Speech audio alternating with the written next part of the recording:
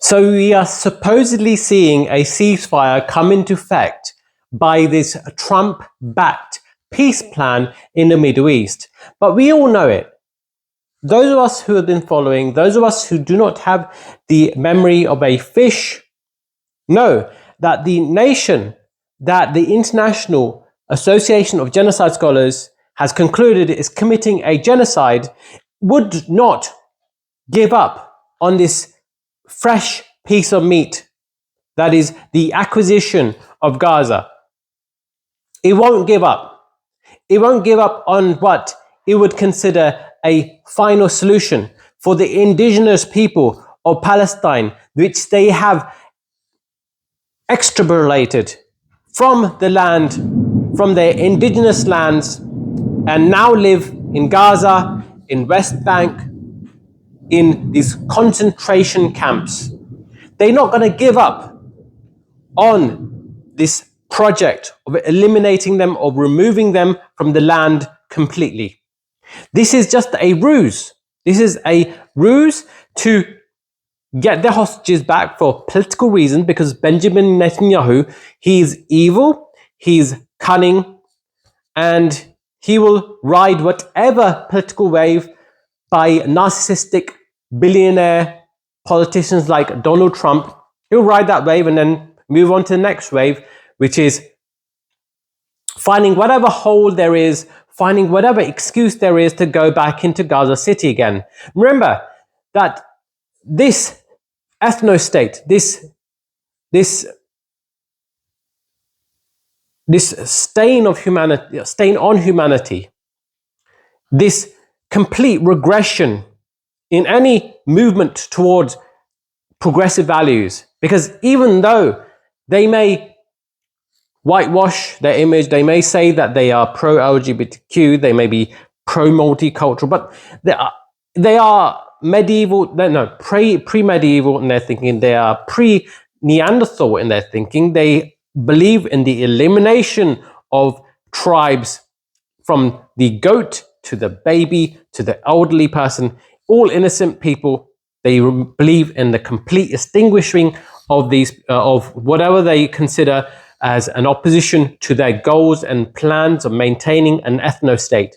This is something that we really need to understand and grasp onto. And I'm not saying we must hate, we must spend our lives in pure anger and because of course, if you hold coal for such a long time, you burn your hands, and it's not good for your body and it's not good for your mind. But we need to understand history. We need to be passionate about what we believe in. And I believe in humanitarian principles.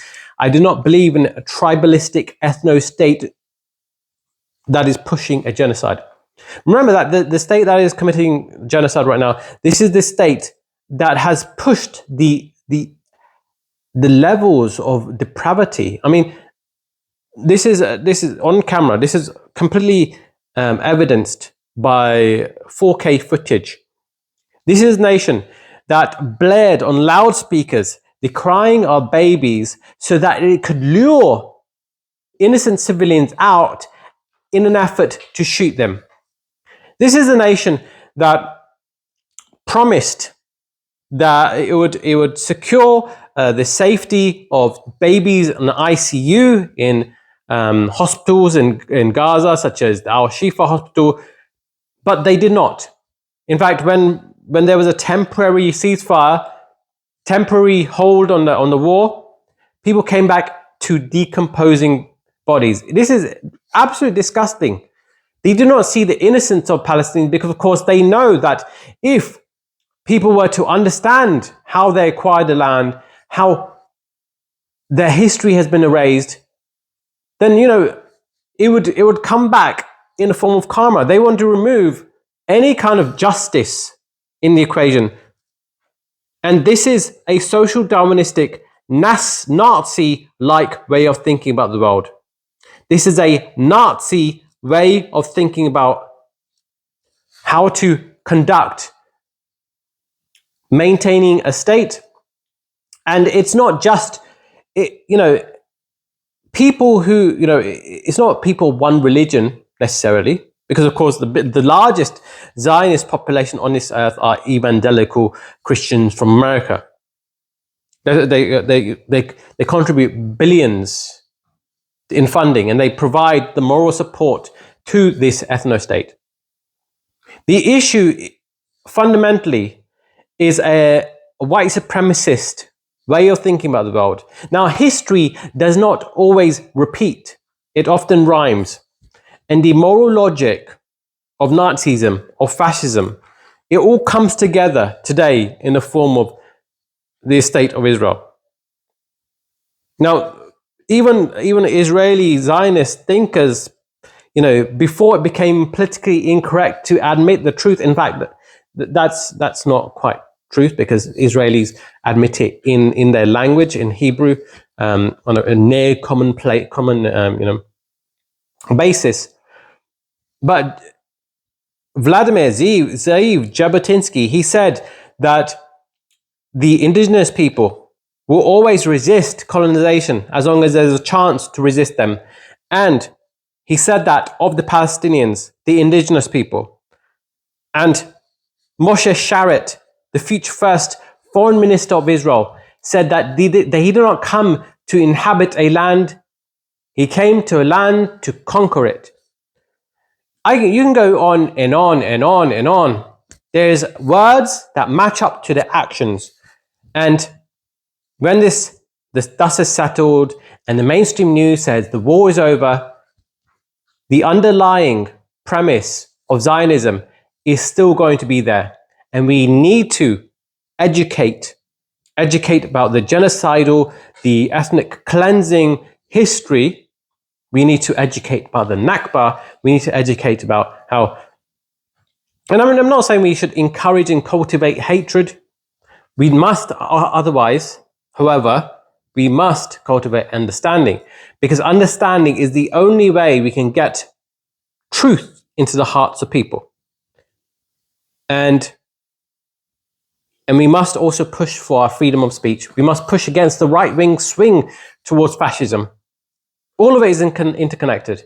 Even the billionaires that are buying up TikTok and the billionaire class that is connected to the climate change issue, we must become, integrated in our worldview and understand things from a bird's eye point of view. How Zionism is connected to climate change, and how climate change is connected to the third world, how they're being driven off their lands by mere virtue of the fact that they cannot grow, they cannot grow food, they cannot cultivate a fertile land, because their land has become barren by mere virtue of the heat, and so they have to be forced out of the land. They have to move and migrate to cooler climates, and that leads to an increase in right-wing sentiments, especially in uneducated people.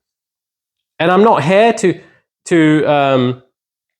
patronize anyone watching this. The right wing is not an equal partner. There's no dialogue with the right wing. The right wing is only a tendency that follows a tendency of bigotry, prejudice, and a lack of understanding about the world. This is why when you look at cities where different populations, different people interact with each other, you're more likely to have progressive, liberal people. Obviously liberal, I don't like to use that word, because people who identify as liberal also are progressive, except Palestinian. But you're more likely to have tolerance for other people if you have interaction with the so-called other. When there's isolation, when you have a disconnect, you're more likely to have racism, conservatism, nationalism, all that nonsense that has brought us back. We need to move forward, but we can only do that with education, understanding about the world, understanding that Zionism is an artifact of an old world, and it may take a year, may take 5 years, may take decades, even centuries for it to be understood and dismantled. But rationalism is always going to exist. The evidence is always going to be there. And God willing, we will push on with our knowledge, facts, and educate and interact and work on our political activism. Anyways, I hope you enjoyed this video. Please like, comment, and subscribe. That'd be very much appreciated. Thank you.